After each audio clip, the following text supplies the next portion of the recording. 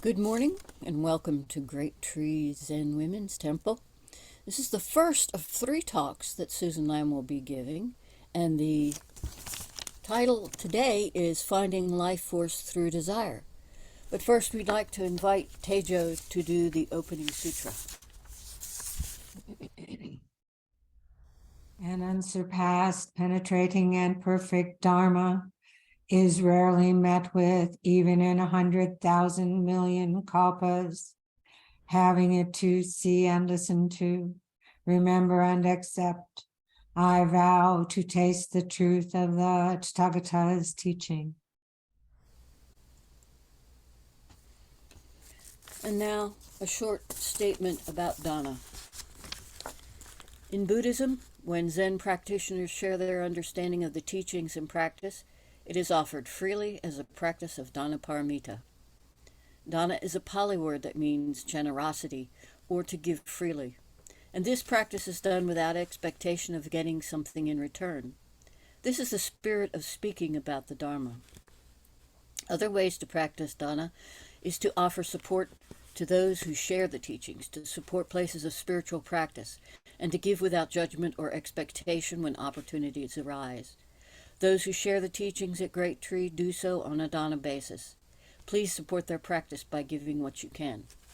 And since I can't find my introductory information for Susan, I don't have the information for us to give dana to Susan. So, do you have it, Tejo?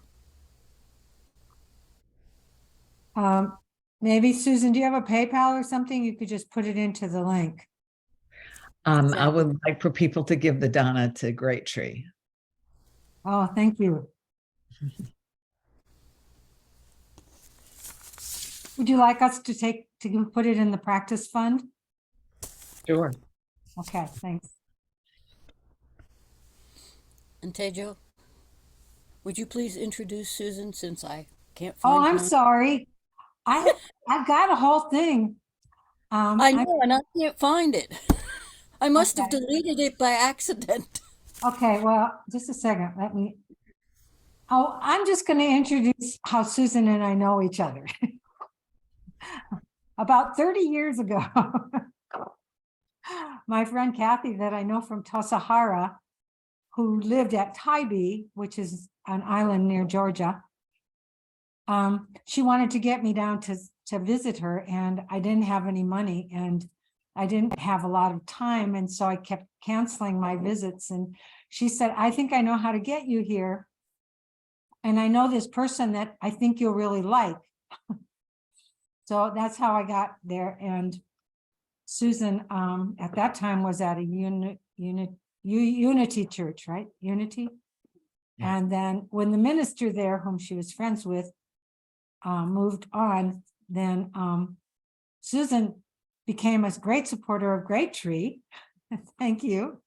Mm-hmm. And I continued to go to Savannah until COVID. And even then we did it online. So Susan and I have a long history, and Kathy was absolutely right, because Susan and I just connect like 2 peas in a pod. And except, I mean, you'll see from her talk probably that we are from different traditions. Susan has practiced in the yoga tradition, right? In a yogic tradition, you can say more about that. But and I practiced in a Zen tradition, but we sort of co-teach when I go down there to Savannah, because she always sort of elicits the wisdom. And I just want to say one more thing, and that is that I have been very grateful for many years, because Susan and I always had a consultation before my talks about what the title would be, and she helped me find these titles, and I'm so grateful because this time I got to help her find titles. So thank you for that, Susan, and thank you for doing this. Okay. So let's see. So can you hear me? Okay, good. All right.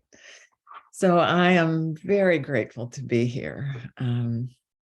grateful for my association with Tejo through the years, and I've been to Grape Tree a few times in person, and grateful for your community and your commitment to each other and to your practice. As you will discover as I talk about desire today, this is a subject that I have been investigating for almost as long as I've known Tejo, not quite. And it's a subject I've held very close to my heart. Until this past month, have not really shared what I've been finding out in any sort of formal way. And so I was talking to Tejo about that at one point. Maybe I think it was a full moon ceremony when I was the only one who came. And so Tejo said, oh, that she knew how I could begin to share these teachings, and she invited me to be here with you today. So I'm eager for your feedback, your comments, your questions. So I'll try for once to leave plenty of time for that at the end. I will mention in welcoming you that the person that you may see on the screen who's in her hospital bed is the friend that I started sharing the teachings with this month as I prepared. She's a friend and neighbor, and she was willing for me. And we've had some good conversations about what is desire in this stage of life when Kathy's not able to move around on her own. And so I'm especially grateful that you're here today, Kathy. Okay, so let me tell you how this story begins. Back in the 80s, a novelist named Marion Zimmer Bradley wrote a novel called The Myths of Avalon, and it is the story of King Arthur and Avalon, told from the viewpoint of his sister, Morgane le Fay. And I was loving this novel. Morgane was slated to become the leader of the House of Maidens, where she had grown up. This was a community dedicated to the ways of the goddess. And as I have looked at why I loved this so much, I think it probably describes something that we have come to call deep ecology, where the women in the House of Maidens were very reverent and respectful of the earth and all the creatures of the forest and field. They knew how to work with the earth, to really work with her abundance.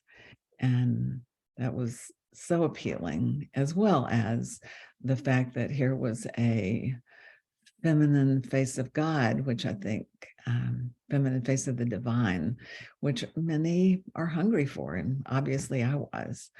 Well, we came to a place in the novel where Morgane le Fay left the House of Maidens. She was,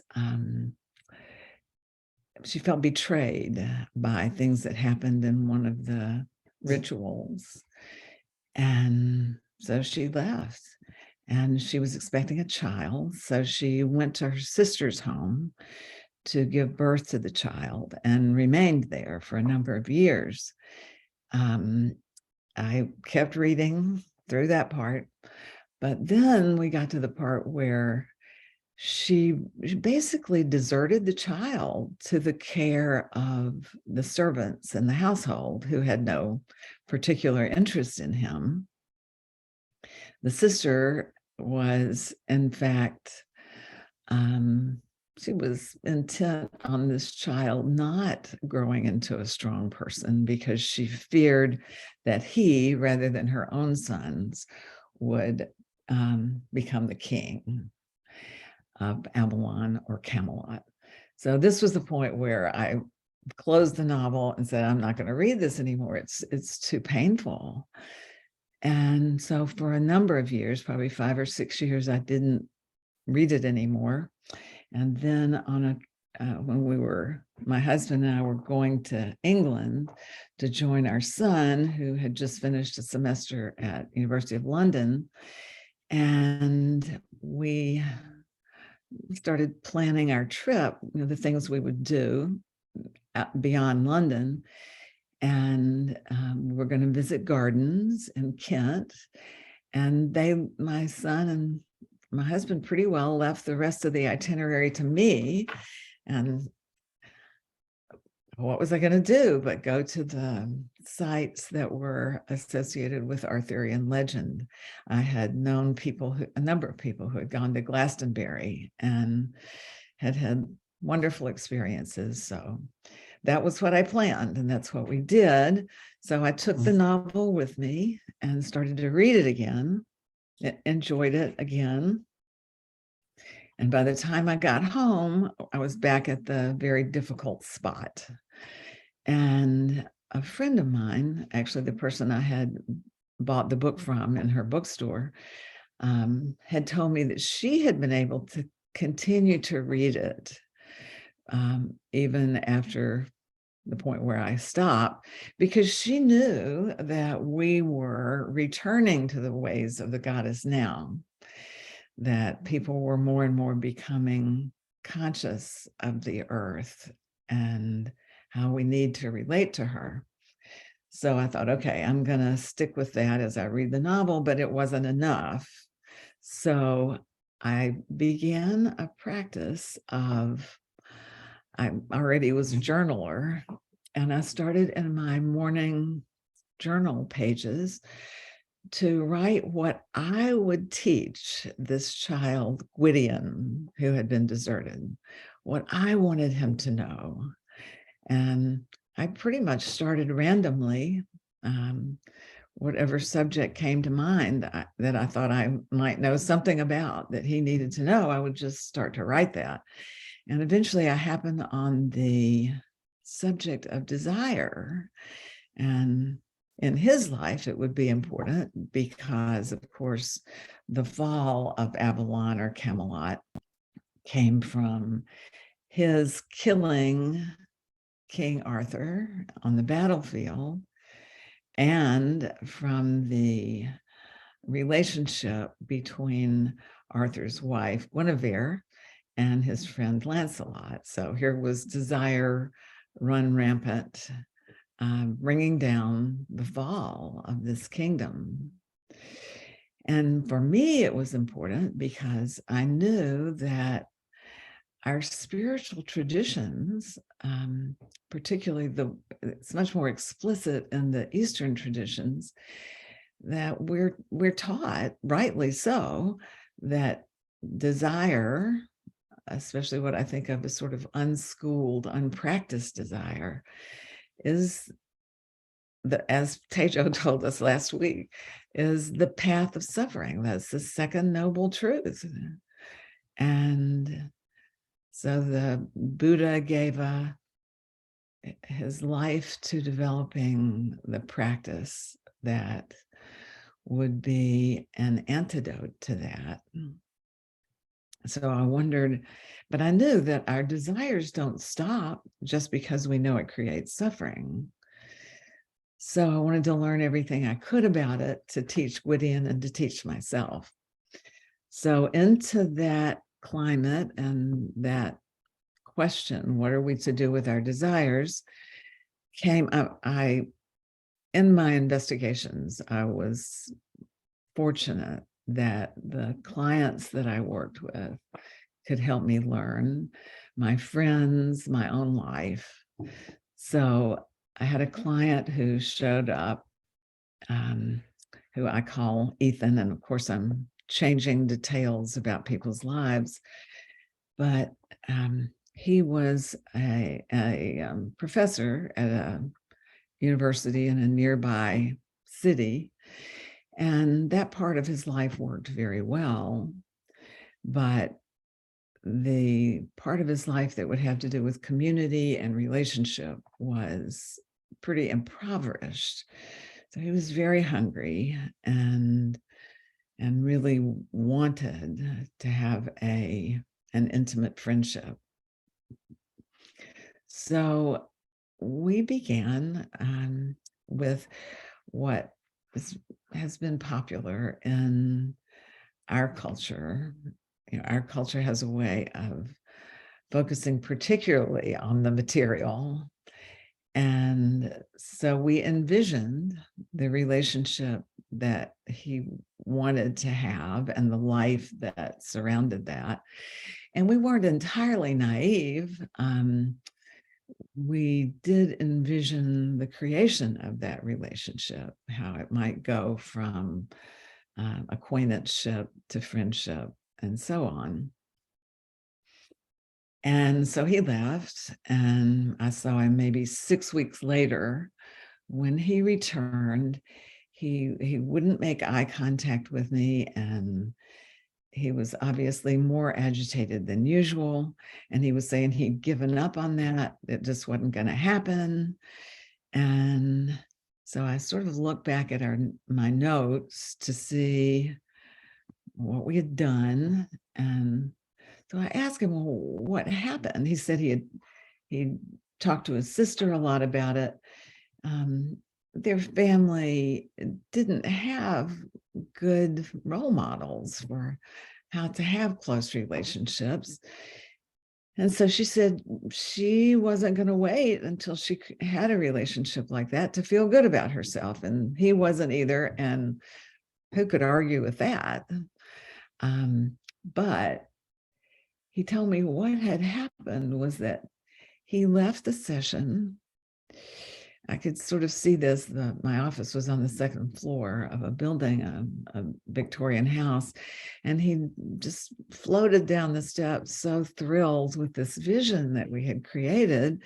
And then he went out into the world, out into Savannah, and tried to make it happen. And of course, it's not that easy.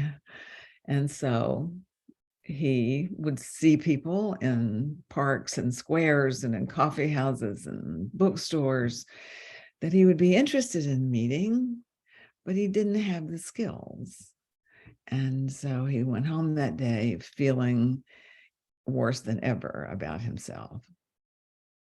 And he told me that he had returned to an addiction that he had to pornographic videos. And he was just going to stick with that. So knowing how beautiful our vision was, I said, well, like when you compare the visions on these videos to the vision we created, which one do you feel better about? Which one do you like better? And he said, well, I know I should say that I like what we created together, but it's not true. I much prefer what's on the videos because I can't make the vision we created happen. So I learned from that is the way many of our addictive patterns, not just to pornography, but to whether it's eating or alcohol or mindless games, that we turn to those when the things that we really want are beyond our ability at that time to create.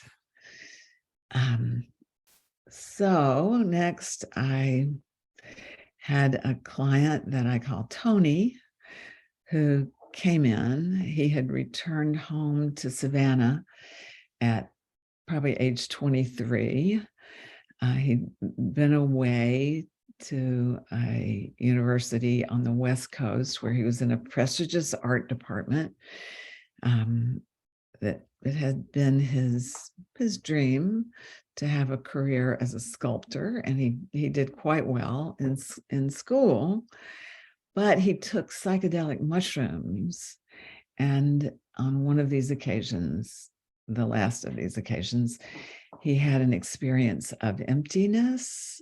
That was how he described it, that he was totally unprepared for. He had no spiritual practice, no wisdom tradition that he could turn to. So when he saw the emptiness of the things that we usually pursue in our lives, how they are impermanent, and often meaningless, he was devastated. And he never had quite gotten over that. He stayed on the West Coast in a major city after graduation, trying to create this career as a sculptor, but it was impossible. He couldn't find what he wanted to do. He had no community, and his mind was a jumble from his experience of emptiness. So I worked with him. It was pretty discouraging. His psychiatrist and I were both so concerned about him. He was a bright star and fading fast. Well, he had won in his senior year because of his good work. He had won a one-person show that was to happen in a couple of years after his graduation. And so he managed to create that work.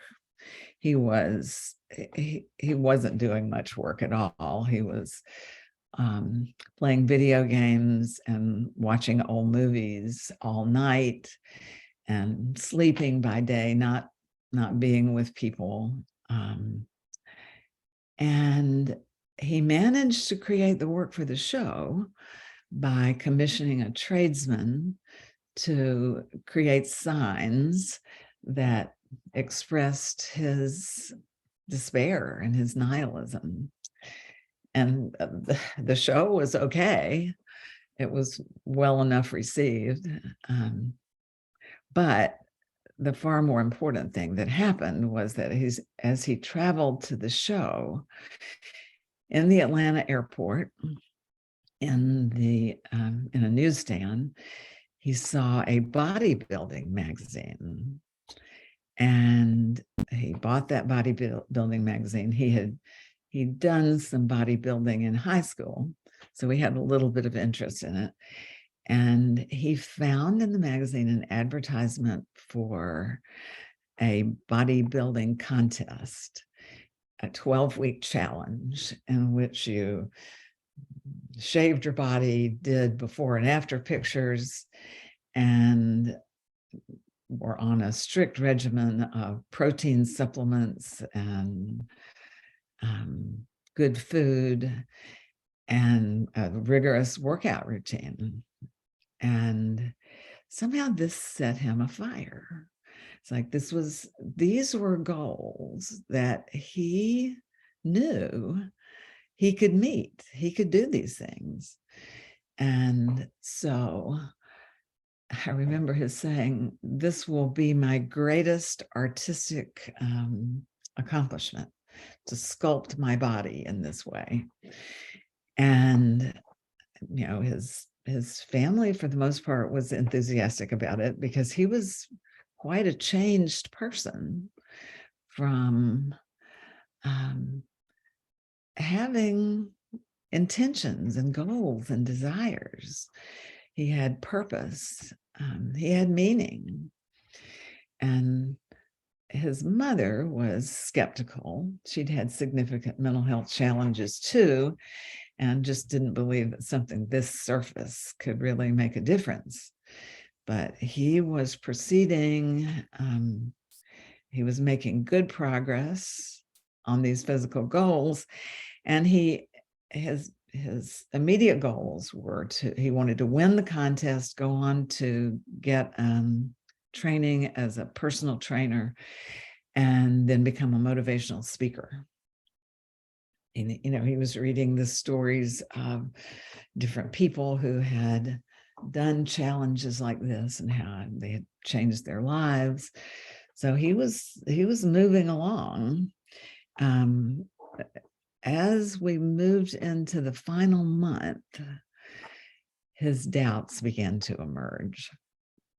And of course, you as practitioners know that our doubts always emerge. That is a major source of the suffering. So his doubts began to emerge that this was really going to make a difference in his life. He'd come up with 45 other goals that he wanted to pursue and to meet. And I think he started to see how hard they were going to be. He was, as he was able to look out and stand straight, he was starting to catch the attention of other people his age. And when women, for example, would make flirtatious comments to him, he didn't know how to respond. And he began to see that he didn't know how all these goals could come to pass, could come to fruition. So he was continuing to do the same things, but he was now in despair again. So I, who am watching him to see, okay, how does desire work? I wouldn't say I was exactly in despair, but it wasn't going the way I wanted it to, of course. But by the next week, he came in and he was in a different spot. He had remembered watching a documentary about a child who had cancer and the way he had worked with his therapist, picturing his cancer cells as the Death Star in Star Wars. And it was his job to attack them and destroy them. And so Tony at this point was seeing his doubts in the same way, that it was his job. I remember he had a very fierce look. It was his job to overcome them. And he was working at it. He was doing it to a large extent. He just would not allow those thoughts to win. So he left and went along okay for a couple more weeks. And then he came in looking particularly dejected. And it seems that a cousin in another South Georgia town had died. This was a peer who had had eating disorders, anorexia, and having had an illness that ordinarily would not present insurmountable challenges because she was so depleted by her anorexia that she couldn't overcome the disease, and she had died. And the mother at the funeral had talked about how tortured her life had been with this eating disorder. And so Tony once again was thinking, life is hell, and then we die. And so once again was back to the despair that had brought him in. And so we tried to work with that. He left and returned in a week and was in a different place. He had another 10 days or so of the challenge remaining. And what he said was, after a while, life is more compelling than despair. And of course, I thought, well, I'm glad, but remembering that for quite some time, life had not been more compelling than despair. So he finished the contest. He finished the 12 weeks. I took his after pictures. He turned it all in. He did not win the contest. He did not go on to become a personal trainer or a motivational speaker, but he had learned how powerful it was to have desires, to have goals. And he went on, he started writing fantasy novels, and he eventually left Savannah again, driving to the West Coast. He had seen a challenge for writing screenplays, so he was ready to try his hand at that challenge. And I will not, the way our stories go, it's easy to leave them at the most positive place with the assumption that it's happy ever after. But you all know, as practitioners, that's not the way it works. There were many challenges after that, but he had learned that it was important to focus himself. And I would say that was the main thing that that sequence of events taught me. Well, that desires do focus our life force energy, and they give us access to some very joyful emotions. Anticipation and hope are pretty compelling emotions. But of course, they also bring up painful, not only doubts, but they bring up all kinds of pain. I began to think about Eckhart Tolle's work, where he talks about the pain body, that the pain body gets triggered. And of course it does. Desires trigger the pain body. In that, however, those things come up and they give us a chance, particularly when we're on a conscious path of practicing and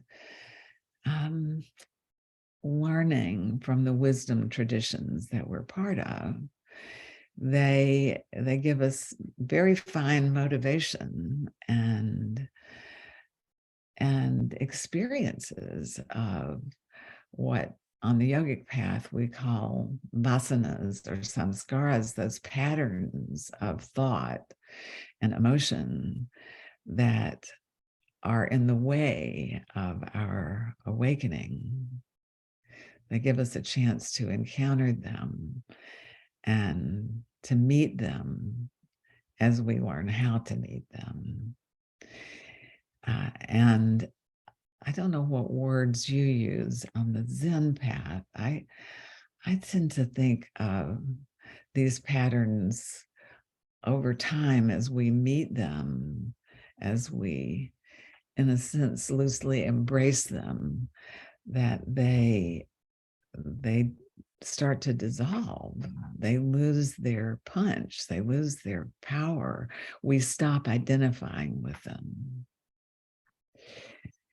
Now, I want to tell you a little bit about an experience I had, and I had it before I really started on this path of learning what I could about desire. So I was pretty naive and surprised by the emotions that came up. My son and my husband Skip had spent several years renovating the carriage house that's behind our house so that Josh could live in it for his senior year in high school. And they had finished that project. And so Josh, having learned how much he enjoyed working toward goals, was ready to take on another challenge. And he wanted us to create a garden in the courtyard between our house and the carriage house. I had tried to have a garden. We'd tried to have a garden there before, but it's a tiny bit of space and 3 children and dogs and rabbits. inhabited that space, and it was not a garden, far from it. So we decided the way we would start the planning was to walk around downtown Savannah and peek into through people's gates into their gardens and see what we liked. And of course, what we saw were many beautiful, beautiful gardens. We got back to our space, and I remember sitting there and feeling so angry. I was angry that he wanted me to do this. He wanted me to focus on what I wanted. I was sad. I was afraid I couldn't do it. I was really tearful. And that was such a puzzle to me. And it reminded me, when I started looking into it, of the story of the Grinch and how the Grinch stole Christmas. That, if you'll remember the Dr. Seuss children's book, they say the Grinch hated Christmas, the whole Christmas season. No one quite knows the reason, but perhaps the most likely reason of all was that his heart was 2 sizes too small.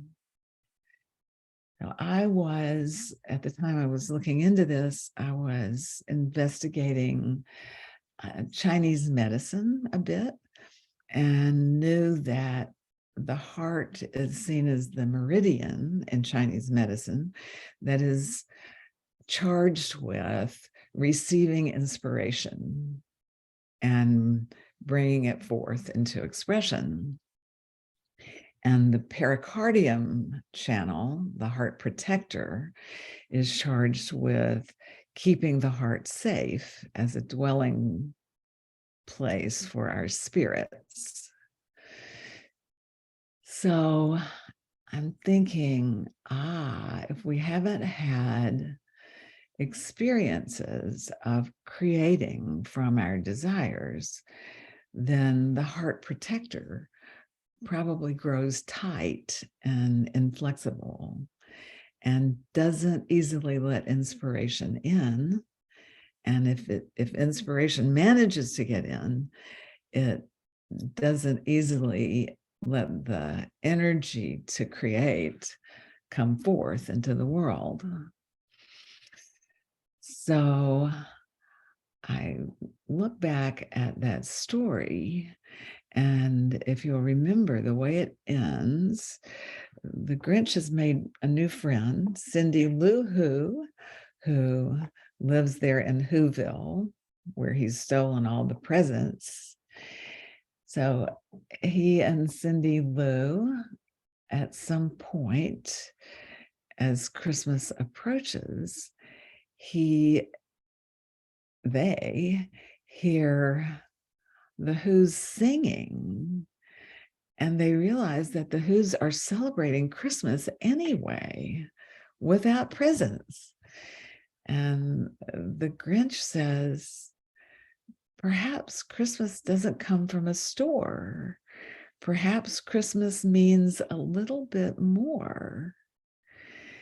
And I'm thinking, our desires also mean a little bit more. They're not just about how to get what we want. That may be what we in our culture think desires are about. We think it's all about having things in the material world that we want. And we know that doesn't bring the deep satisfaction that we yearn for. But desires are about a little bit more. They are about, yes, they do cause our suffering. The patterns that get triggered are the root of our suffering. But they inspire us that suffering inspires us to find ways to meet it. And in our next couple of sessions, we can talk about that, and I know that your practice is about how to meet them. So I think that we will stop for today. We've got time for for questions and comments and observations. And I really appreciate in advance hearing what your responses are. So thank you.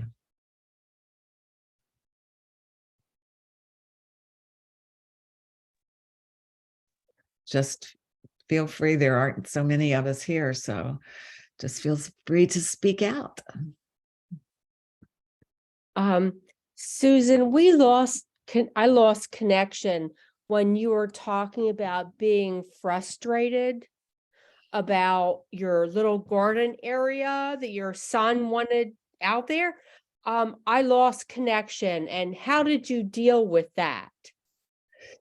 Well, thank you for asking. I think this was one of the things that I didn't understand at the time, is that we don't have to create our vision by ourselves. And I had two people with me who had just completed this 2-year project in the physical world. And I think it was their ability to envision that really got us started, and their love of creating what they envisioned. As it turns out, I have been the primary maintainer of the garden and could could have bits of a vision that we could act on. But that's a huge learning. I mean, having known Tejo before Great Tree existed, except in her mind, it's like she didn't create it by herself. It's a to me, it's kind of a miracle to look at it and see that it exists. It's still here after these years. But all of you and those who came before you created it with her. Yeah. And I would say, like, yesterday I had this thought, well, it's not all about me. It's Yes. like there's other people too. Yep. So true. And both that they can help create it and that you have the vision for them too. That's so huge, that as long as we think it's all about me and I don't know how to do it and I'm just doing it for me, that really makes the pain come up. But if we think this is for people I know and love, and I want them to have that, and it's for people I don't even know yet that will get to be part of this creation. So thank you for asking that. Susan, this is Jean. So what has helped you in your life journey to discern when desires come up, whether it's a desire that's going to be beneficial to your growth, or maybe a desire that comes out of just greed and wanting or longing? Are there processes that have helped you to discern that? I think a lot of it has to do with, and welcome, Jean. Thank you for being here. I think a lot of it has to do with the resilience of the desire, like, does it continue to stay with you?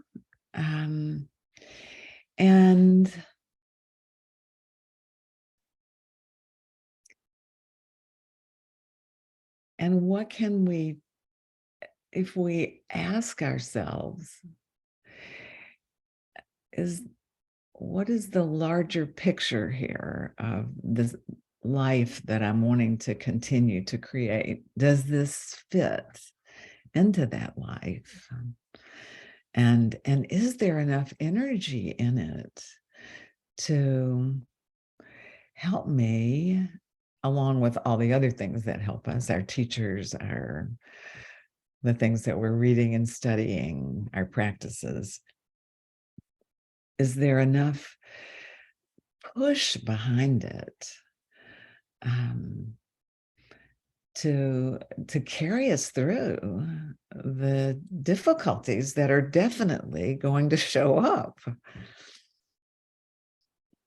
And I think we'll talk more about that in the next couple of weeks. But the challenges that come up give us the chance for the desire to abide side by side with our awareness, with our consciousness.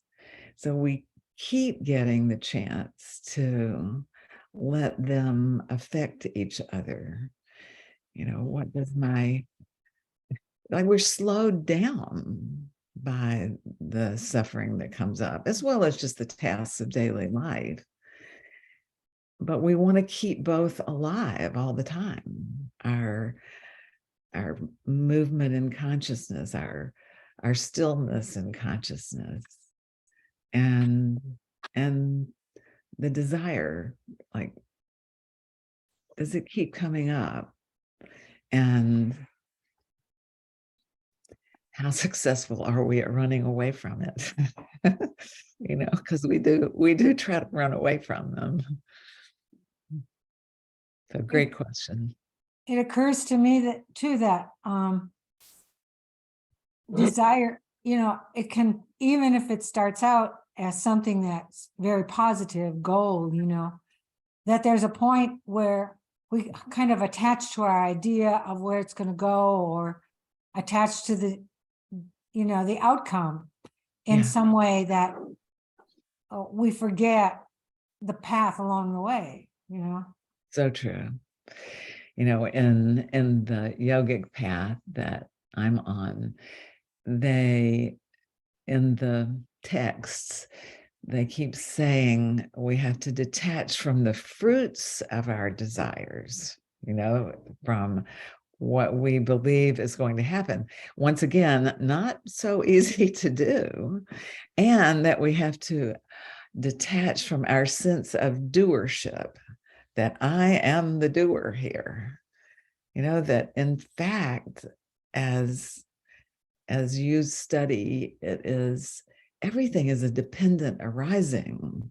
So it's not just my ego that is the doer here. We're sort of called. I have no doubt that the need for a female face in Zen Buddhism is what called you to your vision, Techo. It's like, that need was there. So it wasn't just about you. You were called by all who need it. But some see that I get into that, that's the thing. Yeah. With the vision, all along the way, I kept saying, okay, I'm not going to have some specific idea about it. I'm just going to let it evolve. But yeah, you don't even notice. And I think that's what I keep thinking, is that's where the awareness comes in, because you can't really see when you are doing that grasping very easily. I mean, Zazen helps with that, and our spiritual practice helps with that, but that's the difficult. And the suffering helps with that. Yes. It's like when we're terrified, we know it's because we have this certain idea that we know it's not going to be that way. And we have a certain idea of ourselves that we know we can't really live up to yet. The place of meltdowns. I say meltdowns is the way-seeking mind. It's bodhicitta. It's the bodhicitta. So as the meltdown comes and all of those patterns that we couldn't see, as they show themselves in the meltdown, then I don't know, the truer vision, the truer desire for our awakening, which is what's trying to happen here. It's the little bit more. It's that's what we're after ultimately, is that awakening, which we also can't grasp onto too tightly.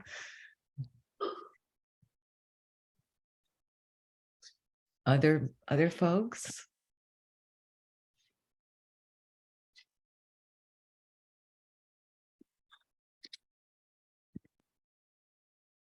Hi, Susan. Sarah here.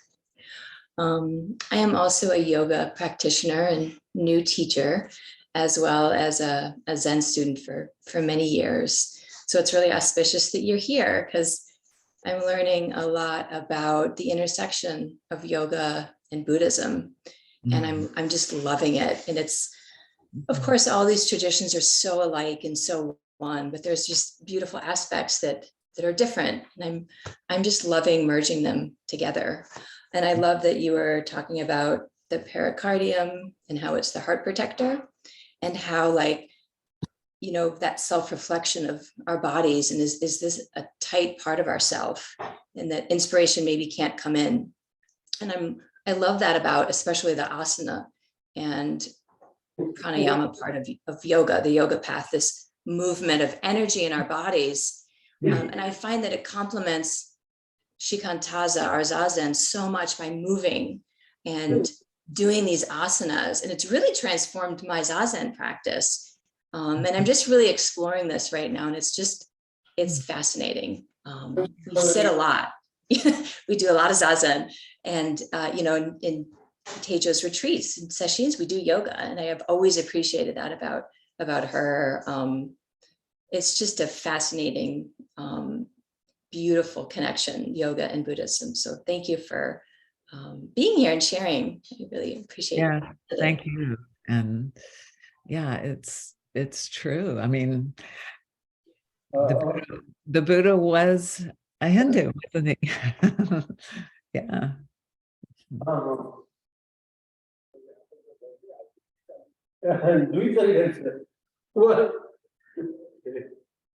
no, that's okay. That's okay. That's okay. I mean, anyway, the fake birthday was celebrated during your trip to India.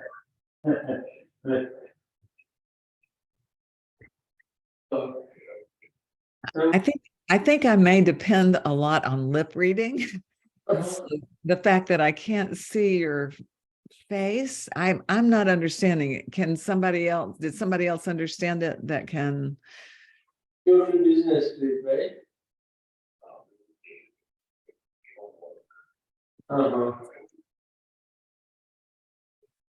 I'm sorry, I still can't understand.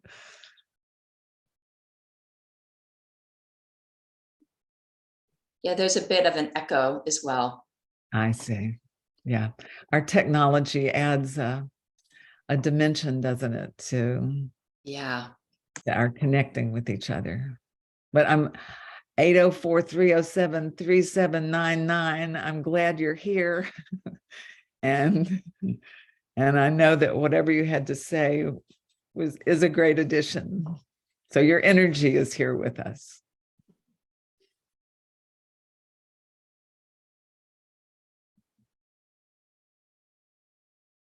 You know, I think we could, for a couple of minutes, just let ourselves be aware of what desires might be calling us now. And, you know, they can be small things like, I want to plant some new oregano in the garden. Or they can be large things like a project that you're interested in embarking on. But let's let ourselves feel the joy as the life force for just these moments focuses on these desires.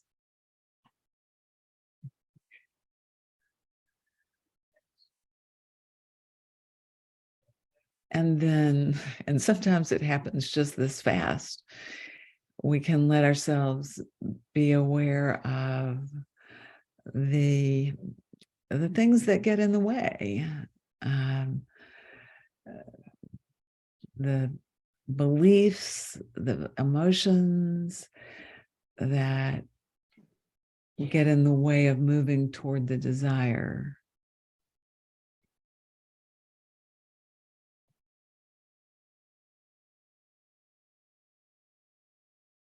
And you can know, those of you who are Zen practitioners know how you meet these things that get in the way. Those of you who pray or who use mantra know how you bring the prayer or the mantra and the desire together.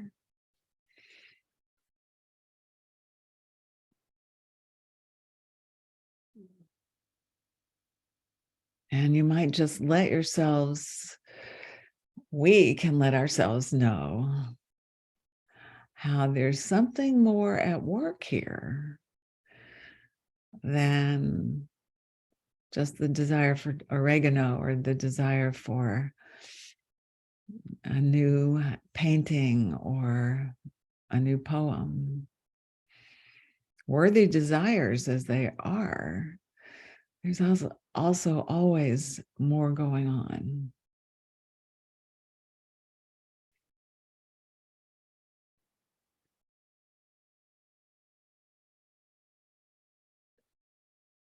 And we can let ourselves be aware of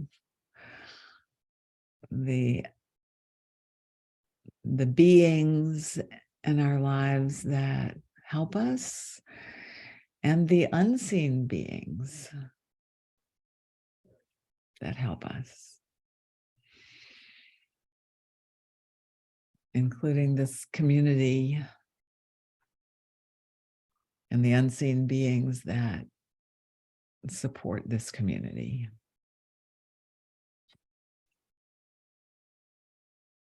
All right. If I had a bell, I would ring it. We can come back, and our time is almost up. So thank you, everyone. And thank you, Tejo. And we get to be together again next week. Yes.